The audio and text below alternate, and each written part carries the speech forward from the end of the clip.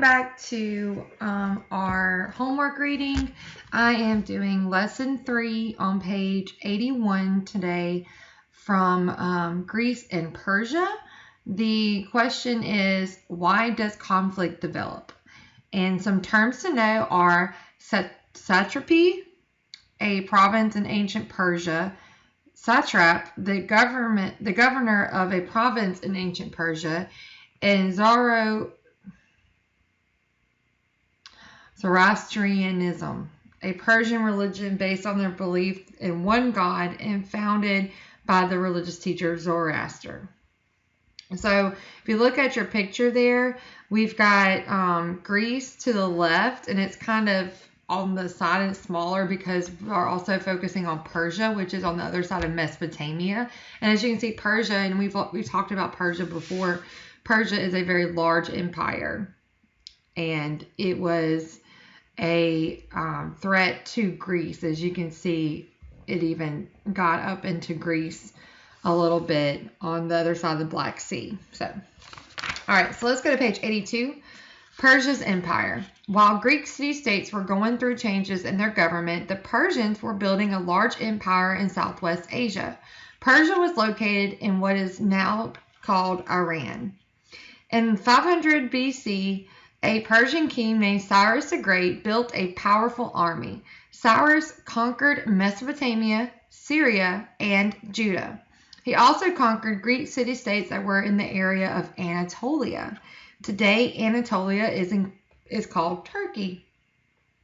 The Persian Empire became the largest in the ancient world. Cyrus ruled fairly. He allowed the people he conquered to keep their own languages, religions, and laws. After Cyrus, the new rulers continued to expand the empire. Persia controlled Egypt, western India, and land northeast of Greece. Romy. My cat came in. Romy. He's making biscuits. Can you see that? Can you see him? Romy. Romeo. Shh. I'm about that.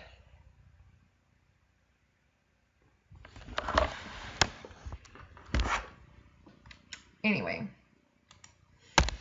Alright, so where was I? Persia controlled Egypt, western India, and lands northeast of Greece. The Persians improved the network of roads that had been built by the Assyrians. They built an important road called the Royal Road. On this road, travelers could get food, water, and fresh horses on roadside stations, much like exits that we have today. Before the road was built, it would take a messenger about 3 months to travel from Persia to Anatolia. Using the road, the time was cut into just 7 days. Wow.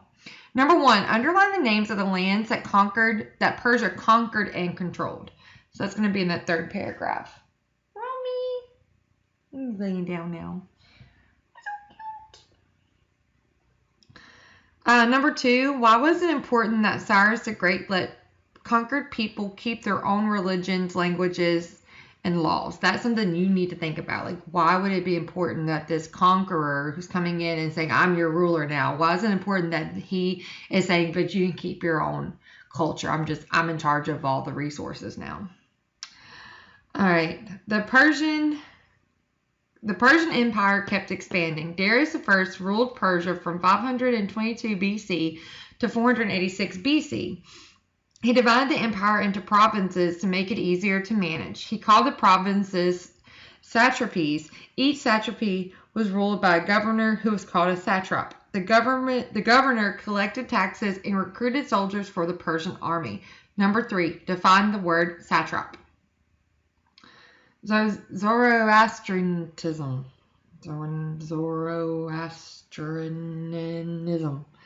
Founded in the 600s BC by a religious teacher named Zoroaster. Believed in one God named Ahura Mazda. Believed people could choose good or evil. Teachings, prayers, and sacred songs written down in a holy book. Now, this is before Christianity really took a hold. I mean, Judaism was one thing, but the whole Jesus' situation hadn't happened yet. Now, Judaism was founded before Jesus was alive, the prophet was alive. So, after the Persians worshiped, at first the Persians worshipped many gods. Then, in the 1600s BC, a religious teacher named Zoroaster started preaching a new religion that was called Zoroastrianism. Zoroaster taught that there was one God named Ahura Mazda. He was the creator of all things and the leader of the forces of good. Zoroaster believed people were free to choose between good and evil, but at the end of time, goodness will win. Most Persians accepted Zoroastrianism. They began to view the monarchy as sacred. Persian kings believed they ruled by the power of Ahura Mazda. Let's talk on the name of the god of Zoroastrianism. Zoroaster. I can say Zoroaster. So Zoroastrianism. Ugh. In the graphic organizer, so right there on the right side, number 5, in the graphic organizer lists facts about the aspects of the Persian Empire. So who was Cyrus the Great? What was a royal road? What is his atrophy? And what is Zoroastrianism? So just write down a fact about each one. That's all going to be found on the previous page. All right. The Persian Wars. In the 400s BC, the Persians wanted to expand their empire into Europe. They soon clashed with the Greeks, who had a very different civilization. The Persians believed in an all-powerful king. Many Greeks believed that citizens should choose their own rulers. The Persians already controlled Greek city-states in Anatolia. In 499 BC, these city-states revolted. The Athenians sent warships to protect and support Greek rebels. The Persians crushed the revolt. The Persian king Darius I was angry at Athens for interfering. The Athenians were believing in the rule of the people, and the people come together and have a ruler, and they support their ruler, where the Persians are like, we have a king, and not only is he a king, but like Egyptians and pharaohs, he is from God, so like we can't even argue with him. So that is a little bit of a difference in opinion. In 490 BC, Darius I sent a fleet of 600 ships to invade Greece. The Persians landed at Marathon. The Athenians knew they were outnumbered and would lose if they attacked. The Persians then decided to board their ships and attack Athens by sea. When the strongest Persian fighting units were on the ships, the Athenians attacked. The Persians suffered a terrible defeat. That's kind of funny. According to the Greek legend, a young runner raced to Athens with the news. He reached Athens and cried, "Victory!" Then he fell and died from exhaustion. Today, marathon races are named for that famous run. I didn't know that.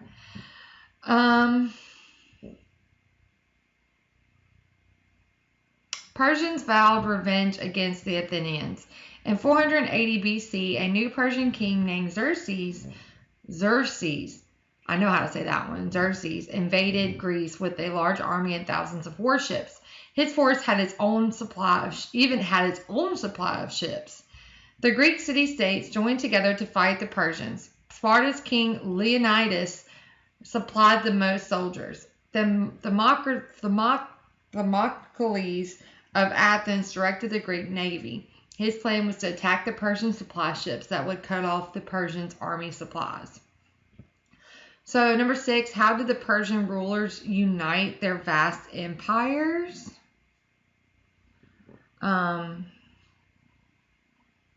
Under the king and under the religion. Number 7, how was the Greek civilization different from the Persian civilization?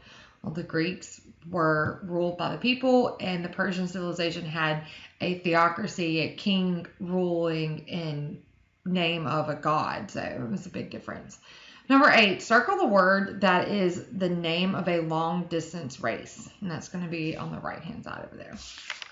All right, moving on to page 84. For 3 days, Spartan soldiers fought the Persians at Thermopylae. The Spartans fought bravely but could not stop the Persians. Many troops abandoned the battle. Only 300 Spartan soldiers remained and fought to the death.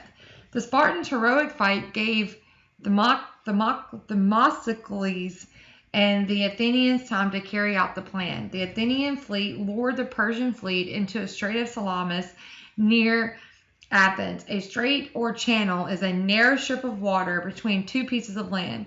The large, heavy Persian ships crowded together in the tunnel. The Greek ships were smaller and could maneuver more easily. The Greek navy destroyed most of the Persian fleet. The Persian army continued to attack. It marched to Athens and burned the city. Finally, in 479 BC, the last battle was fought. With improved fighting and better weapons, the Greek forces defeated the Persians at Plataea, northwest of Athens.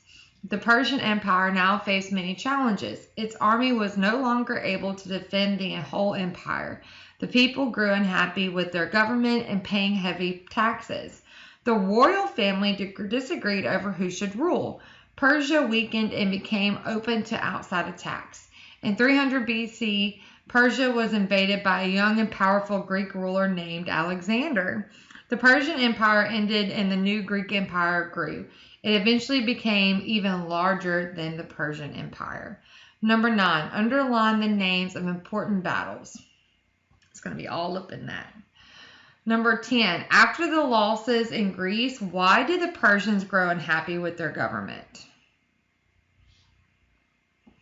It's going to be in the 4th paragraph.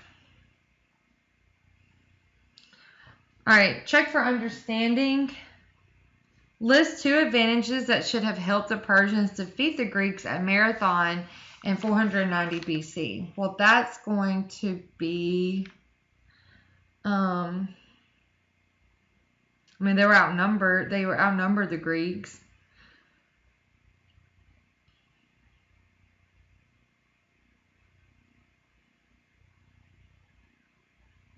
Had a fleet of 600 ships. I mean, there was no reason that they should have been able to lose. Second one, how did the Greeks finally defeat the Persians? They finally defeated the Persians because they improved their fighting and weapons. Alright guys, I'm going to try to get lesson 4 pumped out, and I will see you later. Thanks for watching.